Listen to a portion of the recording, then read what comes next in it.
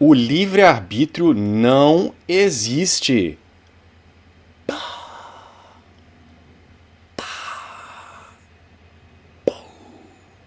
Eu não escolhi fazer esse vídeo. Desde o Big Bang estava determinado em todos os átomos do universo que eu estaria aqui em Londres gravando este vídeo sem ter, portanto, escolhido as minhas ações. É isso que o rapaz lá do Ciência Todo Dia quer que você acredite. Boa noite, senhores. Hoje nós vamos assistir mais um materialista falando asneiras sobre livre-arbítrio. Nós vamos assistir um materialista cientificista, mais uma vez, discutindo filosofia, achando que está discutindo ciência moderna, empírica. Tá?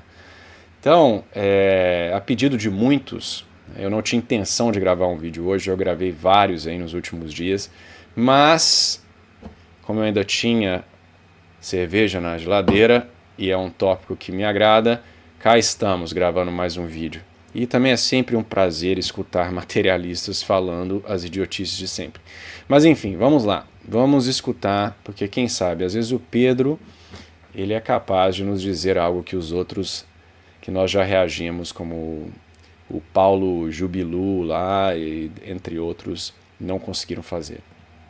Eu tenho aqui um experimento bem simples, e você vai participar. Na minha frente eu tenho dois botões, o botão A e o botão B. Você precisa escolher um dos dois para apertar. E por favor, digite nos comentários qual botão você apertaria pra gente ver qual que ganha. 3, 2, 1... Se por um acaso você ainda não souber qual botão apertar, não tem problema, porque eu sei qual botão você vai apertar. Sim, mesmo sem ver nos comentários, eu sei qual botão você decidiu apertar. Ou pelo menos eu saberia se eu estivesse observando as correntes elétricas no seu cérebro. Calma que eu explico. O ano é 1983 e o neurocientista Benjamin Libet convidou você para ser uma das cobaias do seu novo experimento. Você aceita e é levado para uma sala pouco iluminada, com um monitor de tubo mostrando uma bolinha girando em algo que lembra um relógio. Você senta numa cadeira levemente reclinada e uma série de eletrodos são colocados na sua cabeça. Tudo que você precisa fazer é acompanhar a bolinha se movendo na tela e, quando você sentir vontade, fazer um movimento abrupto com os seus dedos ou pulso. E só mais uma coisa, você vai precisar memorizar qual era a posição da bola na tela quando você decidiu fazer o movimento. A ideia desse experimento era registrar um momento em que o seu cérebro toma a decisão e com isso estudar a evolução dos sinais elétricos antes de a decisão ser tomada. O experimento original foi feito com 6 pessoas, e os resultados são debatidos até hoje. Quando eles foram analisados, parecia existir um sinal indicando que a cobaia moveria os dedos antes de ela sentir que decidiu mover os dedos. Colocando isso de outra forma, apenas olhando para os sinais elétricos do cérebro do voluntário, os cientistas sabiam que ele moveria os dedos antes do próprio voluntário se dar conta disso. E o mesmo era verdade tanto para os voluntários que foram instruídos a planejarem o movimento, quanto para os voluntários instruídos a serem espontâneos. Ou seja, o experimento de Libet sugeria que uma ação na verdade tinha 3 momentos. Primeiro, a preparação inconsciente, em que o voluntário sem saber já tinha decidido uma ação. Segundo, o momento em que a intenção aparecia na consciência, quando o voluntário se tornava consciente de que ele queria fazer a ação. E por fim, o terceiro e último momento em que a ação era realizada. O resultado mais... Então, logo de cara a gente já viu um monte de erros, né? Primeiro, o que ele acabou de falar aí, né? O voluntário já tinha decidido tomar uma ação. Aí ele só tem a consciência de fazer a ação depois. Então, como que ele pode decidir sem consciência? Como você pode ter a intenção de agir sem ter a consciência da intenção? Então, isso aí já é uma contradição, ok? E também, mesmo que você leve o experimento aí na interpretação que ele deu, o que ele falou lá no início não se segue, né? É um non secto. Ele não conseguiria adivinhar qual dos botões você apertaria, se seria A ou B. Tecnicamente, ele seria capaz de prever se você ia apertar, né? Antes de você apertar, ele saberia que você está para apertar alguma coisa, mas não qual escolha você faria. Então é um non secto ali, né? Mas enfim, vamos lá, vamos ver se ele vai falar alguma coisa que presta. O mais impactante desse experimento era o de que, mesmo antes de alguém tomar uma decisão, o cérebro, de maneira inconsciente, já tinha aquela decisão tomada. Entre 0,2 e 0,5 segundos antes, para ser preciso. O experimento de Libet e variações deles foram replicados inúmeras vezes desde então, com alguns até... Mais uma vez, cérebros não tomam decisões, né? Mais uma falácia. Pessoas tomam decisões. Tá? Isso aí é mais uma das loucuras que os materialistas fazem, né? E como ele já vai mudar para outros artigos, eu acho importante mencionar o que eu já falei em outros vídeos, que esse pessoal materialista, por ignorância ou por manipulação, eles nunca informam os ouvintes que o próprio Benjamin, né, o autor desse estudo, ele não aceitava a interpretação materialista que esse pessoal dá, tá? O Benjamin ele fez estudos posteriores em que ele dá a opção do paciente de vetar a decisão que ele havia tomado. E quando é medido ali os impulsos elétricos no cérebro do paciente, quando ele faz o veto, não há esse pico, ok? E ele chama, inclusive, esse resultado, basicamente, de free want.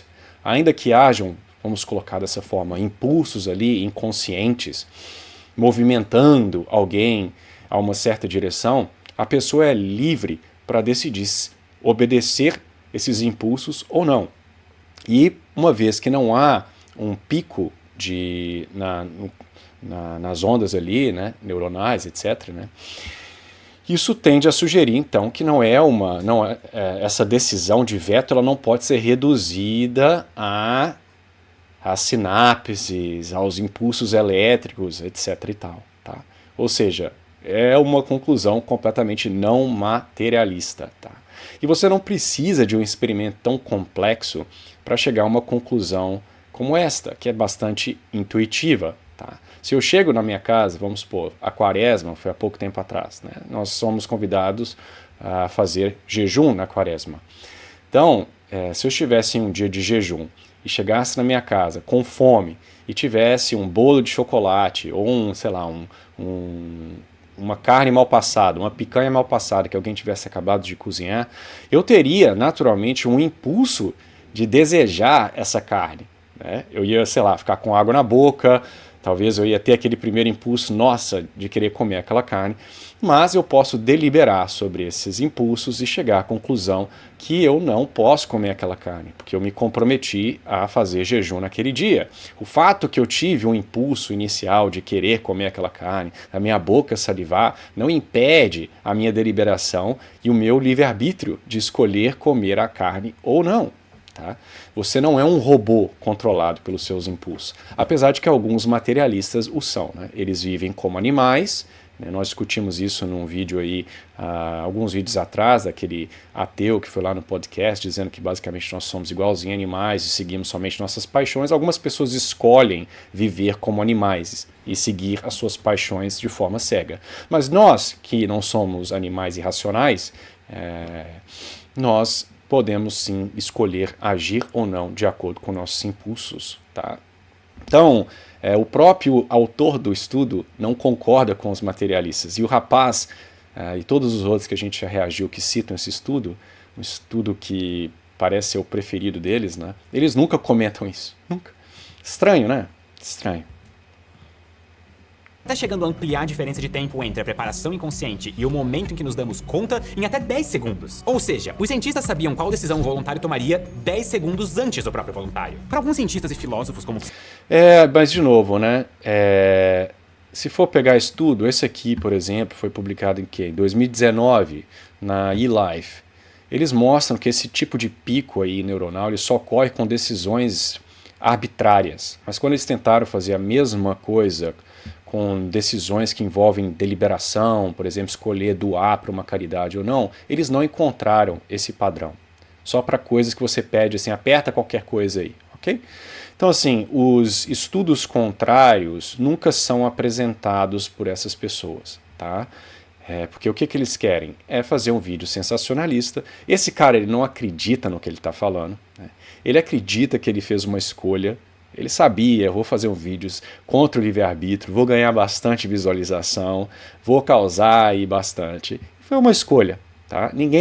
Nenhum desses negadores do livre-arbítrio vivem sua vida como se o livre-arbítrio não existisse, ok? É uma contradição ambulante. Eu já tive a minha fase, quando eu era ateu, lá no meu segundo período da universidade, eu tive cheguei a essa conclusão, assistindo Sam Harris e essa galera aí, neo-ateia, de que o livre-arbítrio era uma ilusão, e que vocês aí, religiosos que acreditam nisso, são um bando de idiota. E aí você segue a sua vida igualzinho você seguia antes, né? Se alguém te pergunta se você quer tomar uma cerveja ou um vinho, você escolhe um dos dois, né? E não acha que foi o universo que decidiu no seu lugar, né? Então, assim, é uma coisa tão ridícula que somente o mundo moderno, com sua completa esse amor à péssima filosofia e à insanidade que pode considerar uma coisa dessa, né? Mas enfim, vamos continuar assistindo isso daqui. Psicólogo Daniel Wegner, o experimento de Libate mostra que o livre-arbítrio não existe. E essa é uma afirmação extremamente pesada. O que isso quer dizer na prática é que a voz na sua cabeça nunca decide nada. Você apenas se torna consciente das decisões que o seu cérebro fez por você de forma inconsciente. Você não decide nada. É o seu cérebro que está no comando. E ele não pede a sua opinião. Se isso for verdade, quando eu pedi pra você escolher apertar um dos dois botões, tudo que aconteceu na sua mente foi uma ilusão. Em teoria, se eu repetisse o experimento, você faria sempre a mesma escolha. Mas aqui as coisas começam a ficar mais complicadas. O experimento de Libate parece provar que livre-arbítrio não existe, mas só parece. Porque essa não é a única conclusão possível do experimento. Nós ainda podemos preservar o livre-arbítrio se assumirmos que a tomada de decisão e entender conscientemente que você tomou uma decisão são dois momentos diferentes. Durante o momento de preparação, antes mesmo que você se dê conta de que tomou uma decisão, a sua mente fez uma escolha livre, que provavelmente foi moldada por uma identidade que você construiu. Sua mente fez uma escolha livre antes de você tomar a decisão.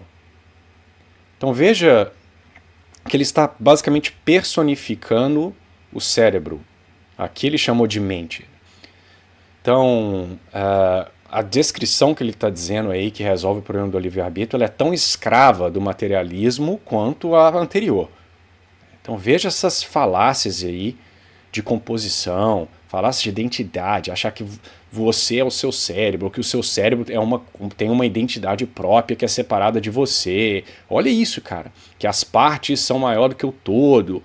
Elas têm poder de escolha. Olha, você não precisa ser bom em filosofia, você não precisa ter doutorado em ciência para ver as idiotices que esse pessoal fala, tá? Não se assustem só porque o vídeo tem efeitos e é bem feitinho e o cara bota um artigo na tela e cita um fulano de tal. Não abandone o seu senso comum por causa dessas estupidezes que vocês assistem aí na internet, ok? No decorrer da vida. Essa interpretação também é consistente com o resultado do experimento. Até porque ele não é universalmente aceito na ciência como o experimento que prova que o livre-arbítrio não existe. O que prova isso é todo o resto da ciência. O que eu quero apresentar...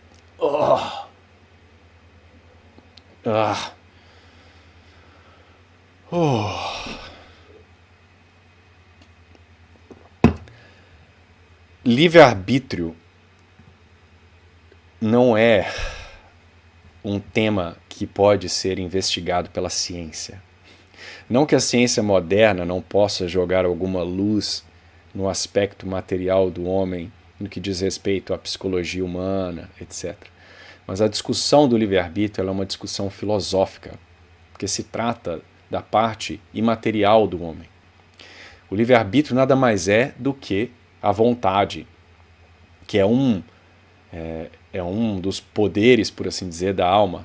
Em inglês é power, eu sempre me esqueço qual é o termo em português, né? A virtude da alma, junto com o intelecto. Então, as discussões de livre-arbítrio, ela não exige que o sujeito seja um neurocientista.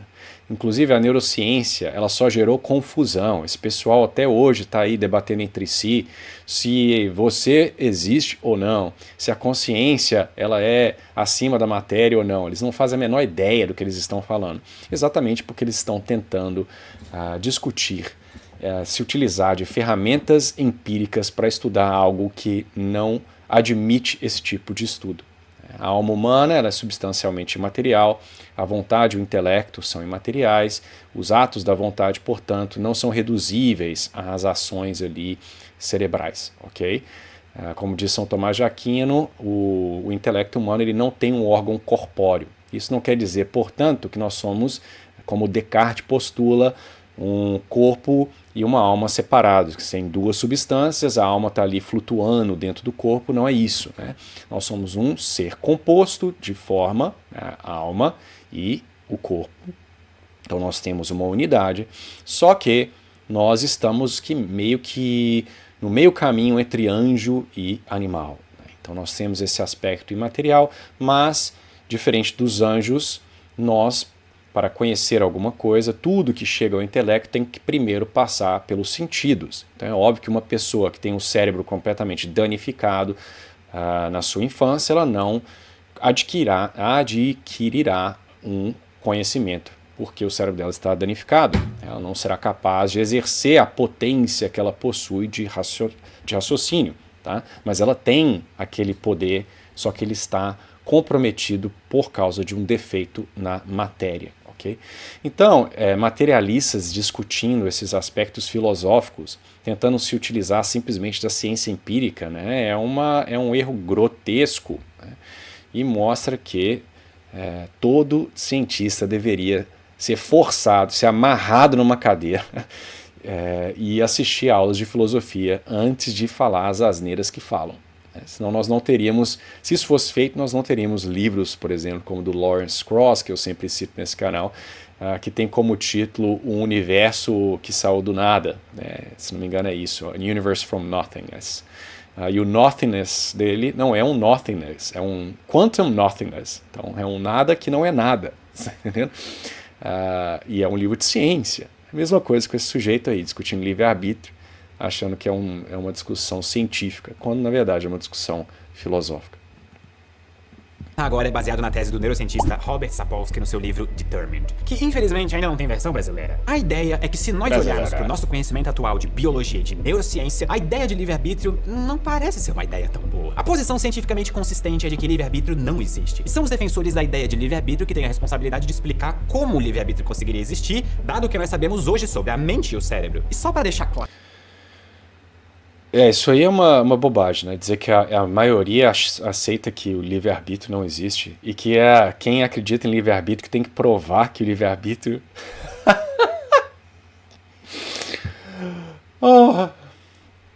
man. Então alguém fala uma coisa completamente, patentemente absurda, que ele mesmo não acredita, que não existe livre-arbítrio. E o cara que acredita no livre-arbítrio, no senso comum, ele que tem que te provar que o livre-arbítrio existe, né? Aí se você pergunta pro sujeito lá que está demandando a prova, você pergunta assim, você escolheu me perguntar isso? Ou o quê? Eu vou escolher te responder?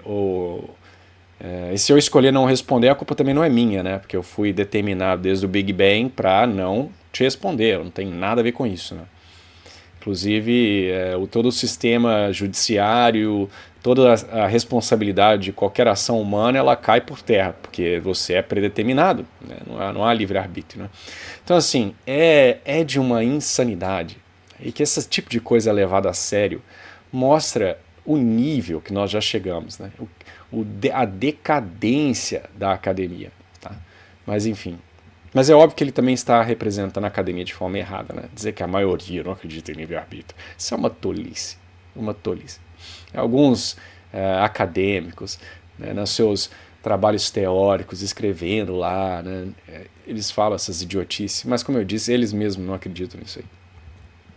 Claro. O que o Sapolsky defende no livro não é que o livre-arbítrio foi desaprovado. É só que, dado que nós sabemos hoje, a hipótese de que o livre-arbítrio não existe é a mais provável. Mas o que levou um dos maiores neurocientistas da nossa geração a não acreditar no livre-arbítrio? Nós podemos responder isso voltando ao começo do vídeo e descrevendo em detalhes neurológicos por que você escolheu o botão A ou o botão B. Você foi apresentado a uma possível escolha através de uma série de estímulos auditivos e visuais. Essas informações foram processadas pelos seus órgãos sensoriais e transformadas em sinais elétricos transmitidos para o seu cérebro. E esses sinais elétricos novos alteraram o estado do seu cérebro, ou quais neurônios estão ou não sendo disparados. O estímulo gerado pelo vídeo muda o estado da sua mente, gerando um efeito em cascata de neurônios acionando outros neurônios, até que um conjunto de sinais gera ação. Eu vou comentar que eu decidi apertar o botão B e me inscrever no canal. Essa decisão final foi um resultado do estímulo do vídeo, mais o estado prévio do seu cérebro. Então, se o livre-arbítrio existe, em algum ponto desse processo você deve ter feito uma escolha livre. Mas a física e a biologia determinam precisamente como o vídeo vai ser transformado em sinais elétricos e como esses sinais elétricos vão afetar o seu cérebro. E todo esse processo é, pelo menos em teoria, perfeitamente determinístico. O seu vídeo... Vamos lá. Essa afirmação. O seu vídeo é a coisa mais estúpida que eu já assisti na minha vida. Quais são os sinais nervosos que representam essa sentença? Reduza a minha sentença aos meus impulsos neurológicos. Por favor. Quando eu abstraio o universal cachorro, quais são os circuitos neuronais que representam esse cachorro? Quando eu faço um silogismo, quando eu coloco conceitos um do lado do outro e derivo conclusões ali das minhas premissas, quais são os impulsos neurológicos que representam esse silogismo? Então veja como que esse cara está reduzindo uma discussão que até entre os ateus, os materialistas, o panpsychism, é uma discussão ainda viva. Mesmo essa galera que quer reduzir tudo ao cérebro, eles têm extrema dificuldade de encontrar uma forma de fazê-lo. Tem várias e várias teorias, teoria do o modelo lá do Tolkien, que tudo ali, não sei o que lá, representa um token lá no cérebro, blá, blá, blá. Tem várias e várias hipóteses. E esse cara, ele fala como se fosse uma coisa unânime. Né? Já sabemos, a maioria dos neurocientistas X, e ponto final. Então, é uma completa má representação da comunidade científica, totalmente enviesada e pendendo para o absurdo. Porque, como eu falei, ninguém em sã consciência acredita nessa estupidez, né? Mas o que significa ser perfeitamente determinístico? Imagine que toda a história do universo fosse que nem uma trilha de dominós, um caindo depois do outro. Toda escolha, decisão ou evento acontece exatamente como nós esperamos. Um dominó caindo faz o próximo ser derrubado e não tem como fugir disso. Nós nunca vamos ver o próximo dominó sair voando ou desviar da trilha. Todo efeito tem uma causa e tudo tá interligado. E mais, se você soubesse tudo sobre cada átomo do universo nesse exato instante, você seria capaz de prever tudo o que vai acontecer. Ou seja, se o livre-arbítrio existe, a sua escolha livre não aconteceu no processo de receber o estímulo, quando o dominó caiu sobre você. Se o livre-arbítrio existe, essa liberdade está em quem nós somos antes de receber um estímulo. O estímulo só provoca uma decisão livre, tomada por quem nós somos. Uma decisão livre... Peraí. Se é determinista, como que a sua decisão é livre, filho? E aí o cara... Nossa, aí ele cai agora no Laplace. Tá voltando lá pro Laplace dizer que nós podemos calcular todas as moléculas lá envolvidas no Big Bang. É como eu falei lá no início do vídeo, a gente saberia o que o Homer está para dizer agora. Ninguém leva essa porcaria de determinismo fisicalista a sério hoje em dia. Ou, ao menos a vasta maioria das pessoas, a não ser youtubers e sensacionalistas, basicamente, né? E nego que gosta de escrever livro, tipo Sam Harris. Mas, enfim, eu tô pausando esse vídeo demais, vamos lá. Mas é muito ruim, né? Decisão livre no determinismo. Então você tem um estado mental prévio, seu cérebro te determina o que você vai fazer, mas a sua decisão, de alguma forma, ela é livre, né? Que é o nosso estado mental prévio. E pronto, aqui tudo foi pro ralo de vez. O que determina o seu estado mental atual? Estímulos passados. Nós temos evidências de que não entendemos de verdade por que nós pensamos como pensamos. Muitas das coisas que afetam as decisões que nós tomamos nem sequer passam pela nossa consciência. Por exemplo, juízes que passam anos sendo treinados para serem objetivos e imparciais dão penas mais severas se eles estiverem com fome. Pessoas religiosas, quando passam na frente de uma igreja, tendem a agir de forma mais caridosa com pessoas da mesma religião, sem nem notar de forma consciente que estão fazendo isso. Até conversas desconexas que nós temos no dia a dia podem influenciar as nossas decisões. Em um estudo, um grupo de voluntários americanos foi questionado sobre marcas de sabão em pó. Quando os voluntários, antes da pergunta, ouviam um som de água ou tinham uma conversa sobre mar e oceano, um número maior lembrava da marca Tide, que em inglês significa maré. E mais, eles simplesmente não conseguiam conectar a conversa sobre o oceano ao resultado deles terem pensado na marca que tem um nome conectado ao oceano. Ou seja, quando psicólogos conseguem controlar variáveis, eles são muito bons em induzir reações específicas a estímulos específicos. É possível induzir escolhas específicas simplesmente preparando cuidadosamente o estado mental dos voluntários. E os voluntários nem sequer notam que a indução aconteceu. E nós podemos aplicar essa lógica para sua vida inteira. Você escolheu o...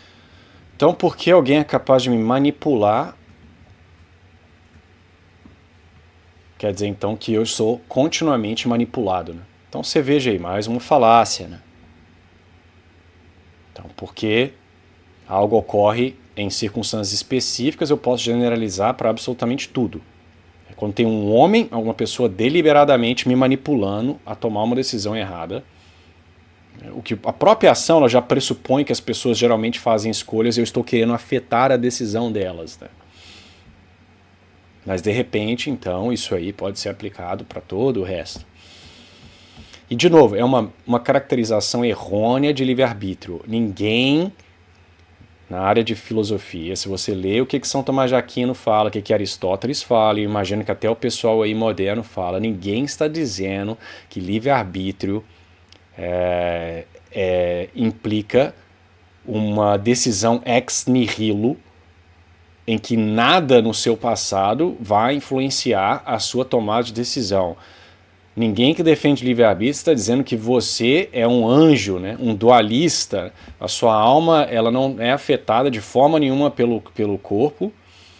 Você é um fantasma, basicamente. Não há influência. O cheiro da carne lá não vai afetar a minha decisão de querer comer ou não. Quem que fala isso, cara? Livre-arbítrio se trata da potência, da capacidade do homem de deliberar e escolher entre um e outro. Isso não quer dizer que a todo momento o homem está utilizando da sua capacidade deliberativa de escolha. Tem diversas coisas que ocorrem comigo que estão fora do meu controle. Se a minha barriga está roncando de fome, eu não deliberei sobre isso. Eu estou com fome. Então, se eu for lá comer porque eu estou com fome, isso quer dizer, então, que eu não tenho livre-arbítrio? Não, porque em qualquer momento eu poderia ter decidido não ir comer, apesar da minha fome. É óbvio que a nossa vida, os hábitos construídos, eles vão afetar a nossa decisão. Uma pessoa que se viciou em cocaína terá dificuldade de escolher não se utilizar de cocaína, porque ela criou um hábito. Isso não invalida o livre-arbítrio. Senão, não existiriam pessoas que venceram o vício. Em algum momento, elas tomaram a decisão de não utilizar mais a droga. E ainda que elas tenham caído diversas vezes, foram subjugadas pelos seus desejos, não conseguiram resisti-los, elas muitas vezes conseguem, pelo exercício da sua vontade, pela força de vontade, não consumir a droga e vencer aquela disposição física, por assim dizer, construída pelo mau hábito. Então, ninguém está negando as influências, nós somos animais sociais, nós somos animais sensitivos. O indivíduo pode estar correntado em uma prisão de segurança máxima, ele ainda tem o seu livre-arbítrio. Ter livre-arbítrio não quer dizer que você não é influenciado, não quer dizer que você tem capacidade de atualizar o seu arbítrio todos os momentos. Esse homem ali acorrentado, ele pode ter o livre-arbítrio de querer decidir, por exemplo, não reclamar de estar preso. E dizer, poxa, eu mereci estar aqui. Ele tem um livre-arbítrio de não, sei lá, de ler um livro que está ali à disposição dele na cela, ou não ler o livro. O fato da liberdade dele ter sido a liberdade física, né, a liberdade ali das suas opções de escolha ter sido limitada, não elimina o livre-arbítrio, que é uma potência da alma. É uma potência ali da vontade.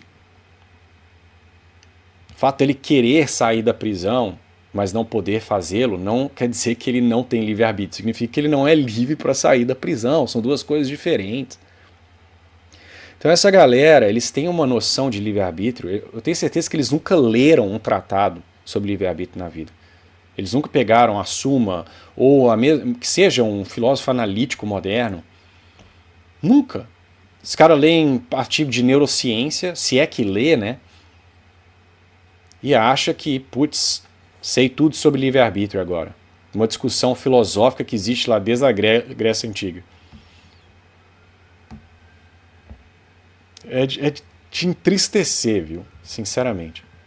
Botão A, em parte porque você almoçou mal, em parte porque ano passado você comprou um carro vermelho, e em parte porque os seus pais não eram bons em escolher presente de Natal quando você era criança, e em parte por todo o resto da história da sua vida. O seu estado mental antes da escolha parece perfeitamente determinado pelos estímulos prévios que você teve no decorrer de toda a vida. Quais foram os estímulos prévios anteriores que te fizeram gravar esse péssimo vídeo? Deve ter sido, sei lá, seu pai te batia quando era criança, porque talvez tenha sido isso, né? dos quais você não tinha nenhum controle direto. Então, como o livre-arbítrio pode ser livre se ele depende de variáveis que estão fora do nosso controle? Inclusive, só deixa eu fazer uma rápida pausa nessa discussão. Aí, ó o erro aí. Se ele depende de estímulos dos quais você não tinha nenhum controle direto. Então, como o livre-arbítrio pode ser livre se ele depende de variáveis que estão fora do nosso controle? Inclusive... Não, ele não depende, filho. Que o ato da decisão, ele não depende... Isso aí, de novo, é um reducionismo. Os estímulos, eles podem te mover, mas a escolha final do que fazer, ela é sua, ela é um ato da vontade. A deliberação, ela é intelectual. Às vezes, você age de forma impulsiva. Você está lá, sua mãe está sendo agredida ali, você nem pensa, já mete um soco de reflexo na cara do cara que vai agredir sua mãe. Não houve uma deliberação, você agiu ali por impulso. Mas não, a maioria das nossas ações não são assim. Você não... Fazer um vídeo! Gravar essa bobagem! Os átomos me impulsionaram! Ai, ai... Cara, enfim. Inclusive, só deixa eu fazer uma rápida pausa nessa discussão muito pesada, só pra dizer que essas camisetas que se vocês quiserem no nosso site, é muito assustador, tá? ACE. As siglas sucedidas em estudar a correlação entre comportamentos antissociais, como violência, é a nota ACE. A sigla em inglês para experiências adversas na infância. A nota ACE vai de 0 a 10, com um ponto adicionado para cada uma de 10 possíveis adversidades consideradas pela tabela de risco. E para cada um ponto que você tiver na sua nota ACE, as chances de você desenvolver comportamentos antissociais aumentam em 35%. Ou seja, se dois gêmeos idênticos foram separados no nascimento e um deles crescer em um lar com nota ACE 0 e o outro enfrentar todas as dificuldades possíveis com nota CE 10, o segundo gêmeo tem 20 vezes mais chances de desenvolver comportamentos antissociais. E isso é o resultado das condições enfrentadas durante a infância. E são coisas que uma criança não tem controle de jeito nenhum. Tanto o nosso estado mental quanto a nossa identidade parecem extremamente influenciadas por fatores que não controlamos. E na maior parte das vezes nós nem percebemos. E isso vai mais pra trás ainda. Talvez não de maneira tão importante quanto os estímulos pessoais da sua vida, mas o seu estado mental é, pelo menos em parte, determinado pelo seu DNA, que por sua vez é determinado pela história evolutiva da sua árvore familiar desde o surgimento da vida na Terra. O seu...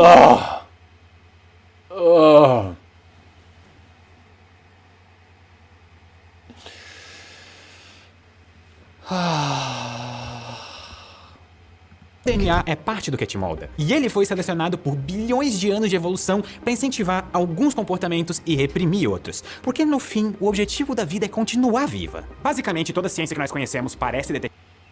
Que agora já fomos pro Nietzsche agora, né? Então, você é um fruto da evolução e os seus comportamentos foram pré-determinados pela sua história evolutiva. Qual aspecto da história evolutiva dos bilhões de anos aí de evolução determinaram que um homem escolheria o celibato e se tornaria padre e rezaria missas para dar maior glória a Deus, prestar sacrifício a Deus e servir uma comunidade sem, portanto, no processo, uma vez que ele é celibatário, em aumentar o seu sucesso reprodutivo, né?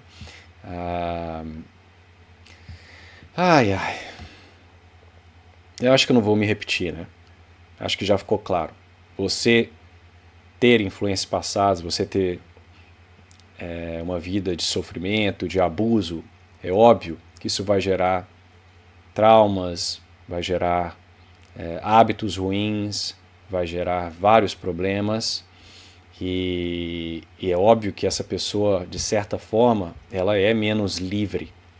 Mas o livre-arbítrio não quer dizer, como eu já falei mais de uma vez nesse vídeo, ser capaz de atualizar esse potencial de escolha a todo momento. Tá? É óbvio que um indivíduo que está, como eu citei anteriormente, cego pelo vício, um indivíduo que está tão traumatizado que a sua psique foi afetada, esse indivíduo ele está com a sua capacidade de escolha enfraquecida, mas ela está lá. E muitas das pessoas superam esses traumas. O fato de haver um enfraquecimento, um impedimento por causa de diversas coisas, simplesmente confirma que aquela coisa existe. Se todo mundo fosse... se robôs existissem, então você não estaria nem deliberando sobre essa questão do trauma. Porque uma pessoa traumatizada e uma pessoa normal, não haveria diferença. Ambas são simplesmente movidas por qualquer coisa ali influenciada, né? Mas o fato que a gente geralmente se utiliza de exemplos de extremos, né, ou os materialistas se utilizam sempre de eventos extremos, quando a gente reagiu àquele outro neurocientista lá, o Euler, não é o nome dele? O cara só dava exemplo.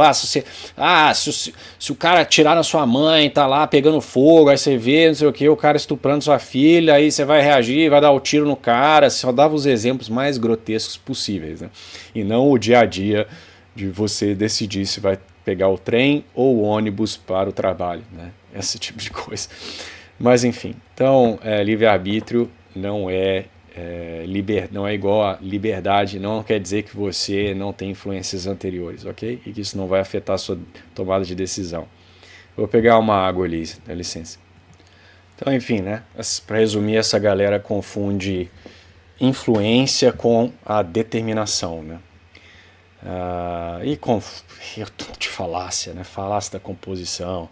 Os caras acham que porque uma ação ela é primeira no tempo, ela necessariamente tem prioridade na sequência causal, né? Não respeitam uma ordem ontológica de prioridade entre a alma e os impulsos cerebrais. Então, assim, é uma coisa de louco mesmo. Determinística explica efeitos que seguem causas com regras determinadas. Então, por que nós pensamos que a nossa mente é diferente? Talvez toda escolha que você pense que fez já estava perfeitamente determinada pelo conjunto de eventos do seu passado e do passado da vida na Terra. Se o livre-arbítrio não existe nos estímulos presentes, então como que ele pode surgir do acúmulo de estímulos passados? Porque aquele Lego ali, ele existia lá em alguma forma no passado e o moleque escolheu o Lego ali.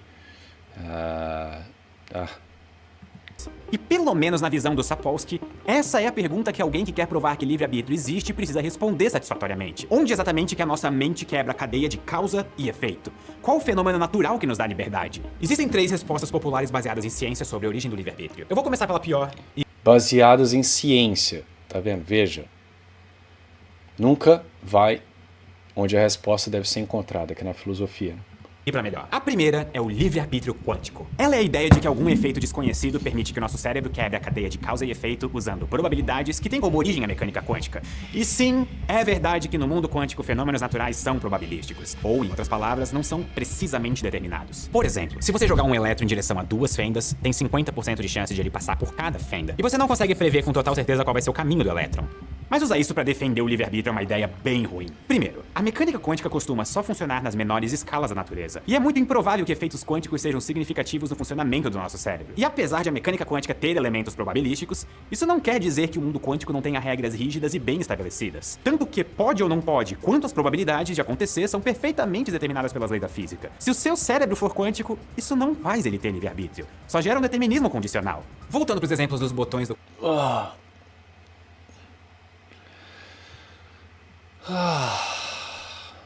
Começo do vídeo, vamos supor que existia 30% de chance de você escolher o botão A e 70% de chance de você escolher o botão B. E isso, novamente, baseado no comportamento quântico do seu cérebro. Qual botão você escolheu foi determinado por um colapso aleatório das probabilidades quânticas, que é um evento perfeitamente aleatório sobre o qual você não tem controle nenhum. Colapso aleatório das probabilidades quânticas. Tá bom. Eu desafio esse cara a expandir o que ele quis dizer realmente com essa frase. Eu tenho certeza que ele não faz a menor ideia do que ele está falando. O Stuart Kauffman, ele discute essa questão da quântica. Eu acho que é o Stuart Kauffman. Mas enfim, eu nem vou me aventurar a discutir física quântica, porque eu vou falar mais bobagem que ele. Sim, a sua escolha pode não estar perfeitamente determinada, mas ainda assim você não estava no volante da sua mente fazendo essa escolha. Então, além de você não ter escolha, a sua identidade é o resultado de acontecimentos quânticos aleatórios ao invés de ser o resultado da sua história particular. Nesse caso, a sua identidade seria tão aleatória quanto uma mega sena com trilhões de números. E isso explica muitas pessoas que eu conheço. E é para evitar essa identidade aleatória que alguns defensores do livre-arbítrio quântico apelam para a ideia de que talvez animais tenham algum mecanismo para manipular a probabilidade quântica. E honestamente, isso é um pensamento mágico. É desprovido de qualquer base científica. Eu agora sou quântico. O que nos leva a uma segunda tentativa de resgatar o livre-arbítrio. Apelar...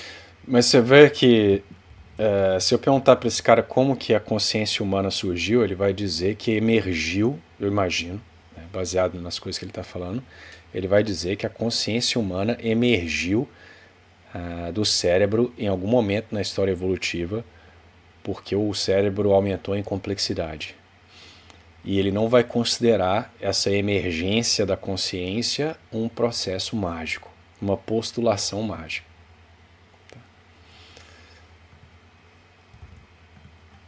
Para a teoria do caos. A teoria do caos parece conter a aleatoriedade que nós precisamos para recuperar o livre-arbítrio. A base dela é que em sistemas suficientemente complicados, é impossível de prever como esse sistema vai evoluir no futuro a partir das condições iniciais. Então, como a nossa mente é complexa e está em um estado de caos, o resultado de novos estímulos não está perfeitamente determinado. E é aqui que você tem a oportunidade de fazer uma escolha livre. O problema é que tudo que eu acabei de falar é uma interpretação errada da teoria do caos. Mas resumindo, o caos só é imprevisível na prática, porque a teoria do caos é uma teoria perfeitamente determinística, que é exatamente do que nós queremos fugir. Se você quer saber mais, eu tenho um vídeo só sobre o caos. E por fim, a terceira e última tentativa de recuperar o livre-arbítrio desse vídeo é através da emergência. E não no sentido de alerta. A ideia de emergência é que quando coisas simples se somam, elas podem dar origem a fenômenos novos, que não parecem conectados com os componentes básicos do sistema. Ou seja, o resultado final é maior do que a soma das partes. Ele emerge da soma de tudo. Talvez um dos jeitos mais fáceis de enxergar essa ideia é pensar em um cardume. Imagine que você saiba tudo o que é possível sobre um único peixe. Você sabe o que ele gosta de comer, como ele nada e como ele reage a ser atacado por um tubarão, que provavelmente é fugindo o mais rápido possível. Mas mesmo sabendo de tudo, ainda seria impossível de prever como um cardume com centenas de peixes se comportaria ao ver um tubarão. E de fato, na vida real, o jeito que um cardume se comporta não parece ser o resultado direto da soma do comportamento de cada peixe. Algo novo surge.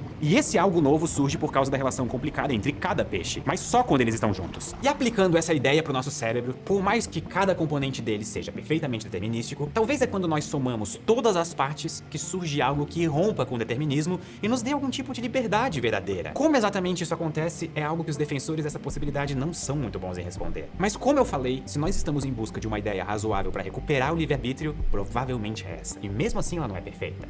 Mesmo sabendo o que eu sei de... É o que eu falei, né? Eu nem esperava que a emergência ia aparecer. E ele rejeita a emergência do livre-arbítrio. Mas eu me pergunto se ele rejeita a emergência da consciência, né, que é basicamente a mesma argumentação. Agora, que o todo é maior do que as partes, isso é óbvio. Né? As partes existem para o funcionamento do todo. Isso chama-se teleologia. Isso se chama forma substancial, organizando a matéria, e a matéria existe para a forma e não o contrário. Então você nunca vai compreender o que é um humano estudando somente as partes do homem. Você tem que estudar o humano qua humano. E você só faz sentido das partes quando você faz referência ao todo. Então, se você tentar descrever materialmente o que é um coração, sem fazer referência ao que o coração faz para o todo, você não vai chegar muito longe. Você vai poder ser capaz de descrever os aspectos celulares do coração, você vai poder discutir talvez os mecanismos ali de impulsos nervosos responsáveis pelo batimento cardíaco, você vai poder descrever o número de cavidades, etc., mas você nunca será capaz de definir o que é o coração sem referência ao resto, tá? Não haverá total inteligibilidade, porque você está se esquecendo da causa formal e da causa final, que é o problema da ciência moderna. Eles só trabalham com causas eficientes e causas materiais, que é o que esse cara faz, né? Então você nunca vai compreender o cérebro tratando o cérebro como algo separado, que é o que ele fez ali. O seu cérebro toma decisões e você segue, só obedece o seu cérebro, né? Nesse caso é pior, porque ele está dando um status ontológico para o cérebro, como se você, né, o todo, fosse na verdade o invólucro. Você fosse simplesmente o robô, e o cérebro é o verdadeiro eu, né? Um eu que não é consciente, assim. Então é uma falácia, é um erro filosófico atrás do outro, né? O materialismo, principalmente esse materialismo dele aí, reducionista, cientificista, ele leva a cada absurdidade, né? Que um estudo relativamente curto de filosofia clássica resolveria, né? Essas confusões dele aí. Um peixe individual, eu não consigo prever como que um cardume vai se comportar ao ser atacado por um tubarão. Mas eu posso prever coisas que o cardume não vai fazer quando for atacado por um tubarão, que é jogar truco ou sair voando e disparar raio laser pelos olhos. Pode parecer um exemplo bobo, mas isso tem um significado profundo. Por mais que as partes não determinem o todo, elas de alguma forma limitam o todo. Então, se o livre-arbítrio surge da complexidade... Não!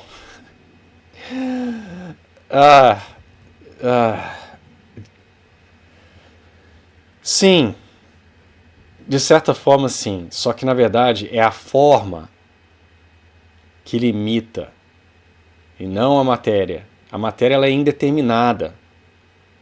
Até no seu materialismo, Pedro, tudo pode ser reduzível a átomos. Então, o que é que faz o peixe do seu cardume ser um peixe e o tubarão lá ser um outro tipo de peixe? Ser um tubarão e não o clownfish, sei lá, qual é o nome desse peixe aí em português. O que determina o meu cachorro lá atrás? Não é os átomos dele. Os átomos dele são os mesmos do peixe. Então o que faz o meu cachorro ser um cachorro e o peixe ser um peixe? Não é a matéria, não são as partes. É o que? É a forma substancial de cachorro que delimita. É como esses átomos estão organizados. Tá? Então, meu amigo materialista, a sua posição ela colapsa. Nada na natureza dos impulsos elétricos, né, da eletricidade, nada, se você estudar a eletricidade, qual a eletricidade, nada ali implica, aponta para uma utilização, um funcionamento dessa eletricidade para impulso nervoso na capacidade de formar, sei lá, memória no homem. O homem se utiliza dos poderes elétricos, por assim dizer, da matéria, para gerar tal e tal ação dentro de si.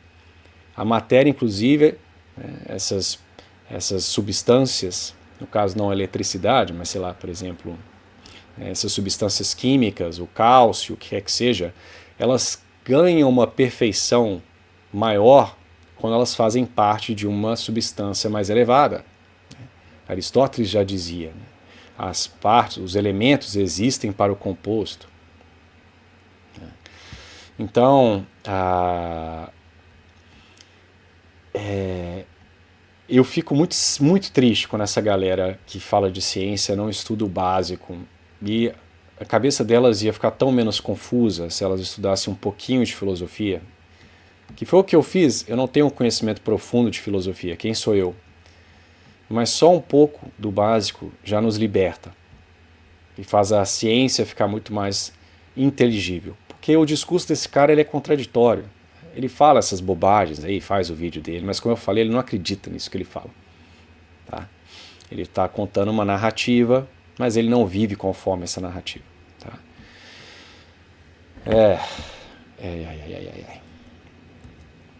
Complexidade, assim como o comportamento de um cardume surge através da soma dos comportamentos individuais de cada peixe, ele surge de forma limitada. E aí nós temos uma nova pergunta para responder. O quão...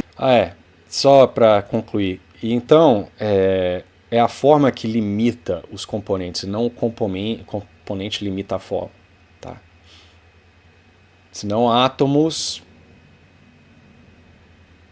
o que eles seriam, o que está constraining, limitando os átomos de forma a encapsulá-los ali na minha cachorra. Né? Então, uma forma de entender isso é, se você, que a matéria ela existe para a forma, é você pensar em artefatos humanos. Se você quer construir, né, uma faca, você vai escolher os materiais que servem à função da faca, que é o todo. Não são os materiais que vão delimitar a sua faca, no sentido de que o material faz a faca. É a sua escolha de fazer uma faca que vai delimitar os materiais a serem utilizados. Você não vai fazer uma faca de gelo. Você não vai fazer uma faca de um material não cortante. Você não vai fazer uma faca de um material extremamente frágil. Você vai fazer uma faca de aço, sei lá. Então, o material ele serve ao todo, ele serve para a função, que nesse caso a faca seria a forma. Então, os materiais existem para o meu cachorro. Tudo que está ali dentro do meu cachorro está ali a serviço do meu cachorro. E até como eu falei, com poderes, né, com causalidades que estão acima dos componentes quando eles estão separados. O cálcio, ele não tem dentro de si a tendência natural de formar ossos, mas a alma do meu cachorro, né, a forma substancial do meu cachorro, consegue mobilizar a causalidade do cálcio, a forma do cálcio, para servi-lo e forma, então, os ossos.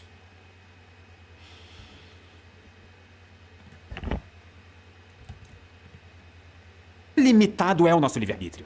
A verdade é que não existe nenhum refúgio científico para uma ideia de um livre-arbítrio completo. Ao que parece, ou nós abrimos mão de um mundo determinístico, ou nós não temos livre-arbítrio. O problema é que ninguém quer pensar assim. Mesmo dentro de espaços de ciência e filosofia, a posição mais comum é acreditar que sim, a ciência é determinística, mas que de alguma forma o livre-arbítrio existe mesmo em um mundo determinístico. Essa posição é conhecida...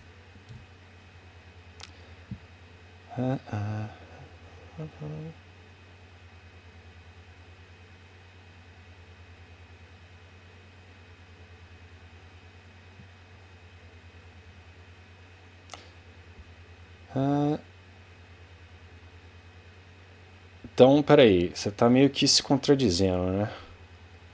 Peraí, vamos escutar o que ele falou de novo aqui, porque parece que o pessoal... Porque lá no início do vídeo ele falou que todos os neurocientistas não acreditavam em livre-arbítrio. Agora ele mostra um gráfico que diz que só 10,58% dos indivíduos rejeitam o livre-arbítrio. Então, como é que funciona isso daí? Qual... É o Pedro do início do vídeo que está falando a verdade ou é o Pedro agora do final do vídeo? Como é que funciona isso? É determinística, mas que de alguma forma o livre-arbítrio existe mesmo em um mundo determinístico. Essa posição é conhecida como compatibilismo. E em resumo ela defende que a ciência determinística é de alguma forma compatível com sermos indivíduos realmente livres. Mas o compatibilismo não é uma posição fácil de defender. Provavelmente ela é a forma de pensar mais desafiadora nesse debate, porque ela aponta para uma questão crucial. Nós, enquanto seres humanos, queremos nos sentir livres. Nós queremos acreditar em livre-arbítrio porque a alternativa é assustadora. Nós não queremos... Não, velho, ninguém...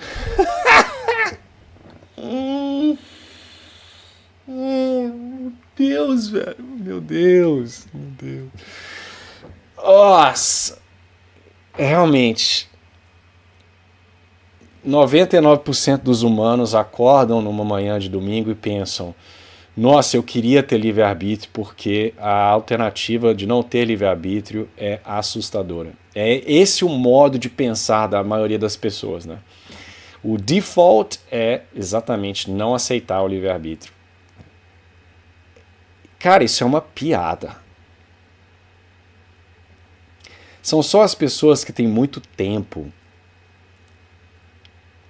para estudar coisas inúteis, para interpretar dados de forma errônea, de abraçar causas completamente contrárias ao senso comum, só aquela nata intelectual, se eu posso chamá-las dessa forma, que passa tempo discutindo uma idiotice dessa.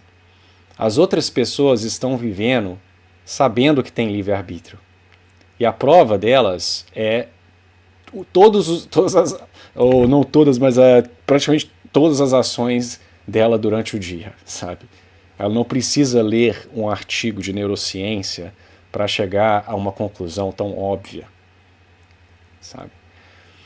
Mas eu imagino que nos comentários lá do vídeo do rapaz vão ter vários que vão dizer: não, eu sempre soube, mas eu sou tão corajoso que eu, apesar de rejeitar o livre-arbítrio, eu não entro em pânico.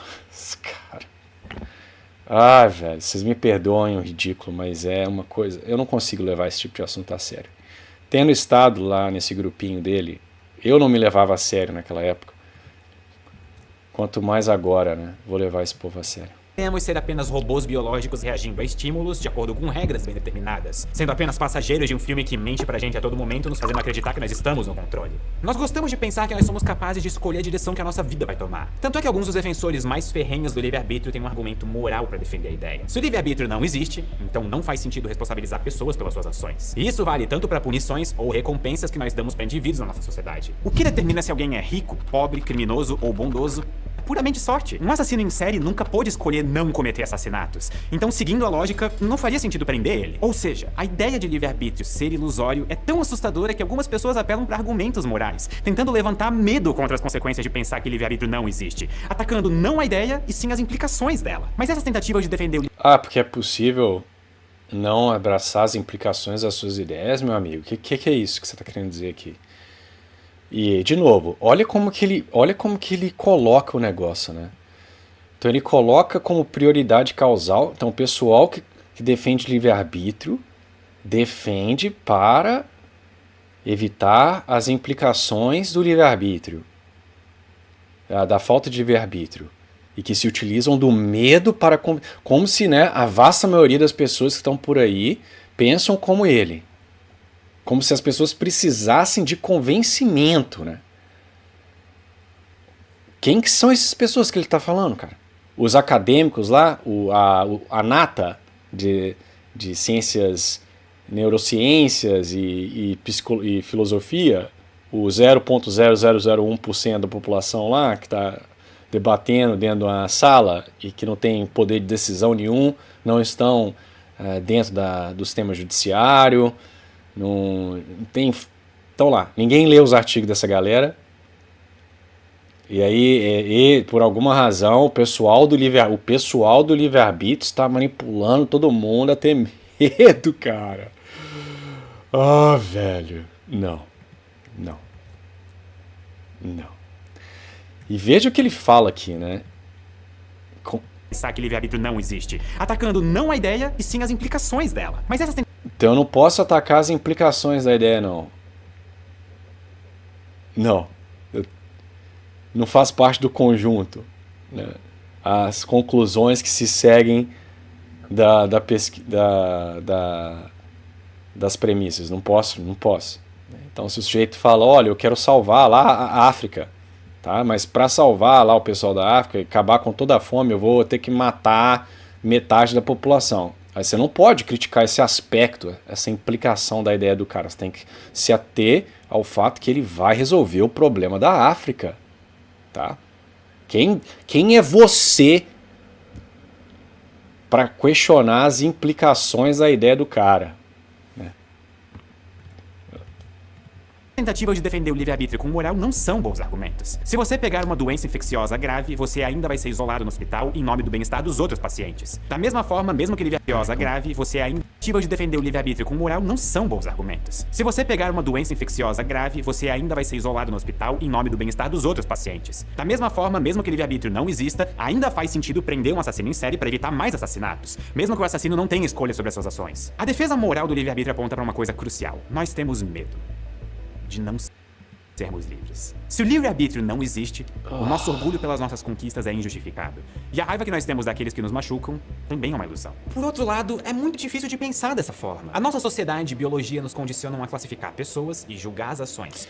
Vejam que, no fundo, esse pessoal, de novo, eu falo por experiência, eles são os mais orgulhosos, né? Eles acham que o cara que abraça o livre-arbítrio é orgulhoso, ele não quer deixar de achar que ele tem controle, etc. Mas essa galera, o orgulho que eles têm de falar isso, né?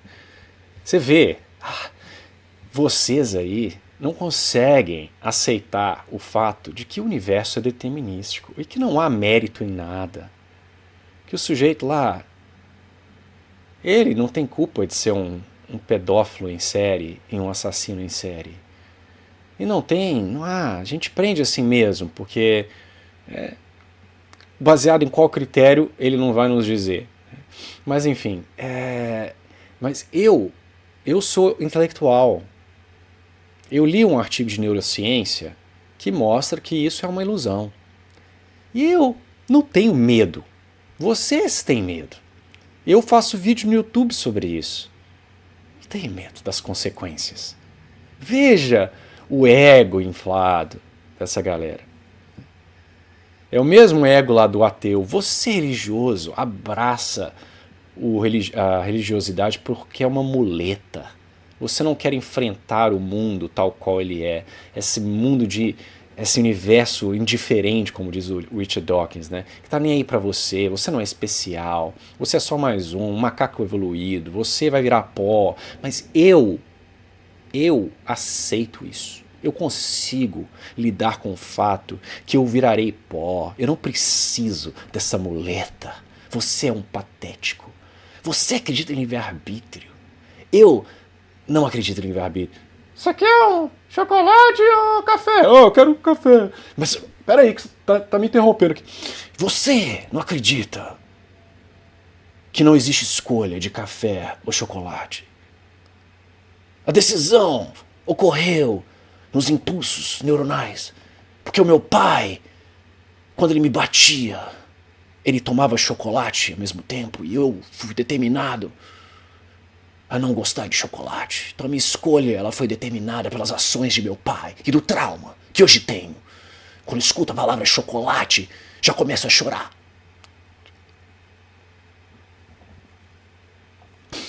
Mas ainda assim, eu sou um indivíduo que não tem medo. Não tenho medo de aceitar a neurociência, os resultados. Eu sou o guru que vai te ensinar a não ter medo. Abandone essas ideias.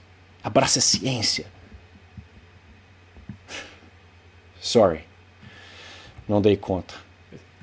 Nossas e dos outros. E ao que tudo indica, nós não conseguimos fugir desses comportamentos. Existe um medo de que a ausência do livre-arbítrio abra o precedente para uma sociedade sem qualquer tipo de moral ou responsabilidade. Nosso sistema jurídico é baseado na ideia de que pessoas são responsáveis pelas suas ações. Mas se livre-arbítrio não existe, punir por qualquer razão é errado. Porque no fim, ninguém é tão responsável assim pelas suas ações. Questionar o livre-arbítrio gera uma série de debates bem complicados sobre moral, individualidade, dever social, crime e castigo. Mas eu espero que esse vídeo tenha guiado a nossa discussão um pouco mais.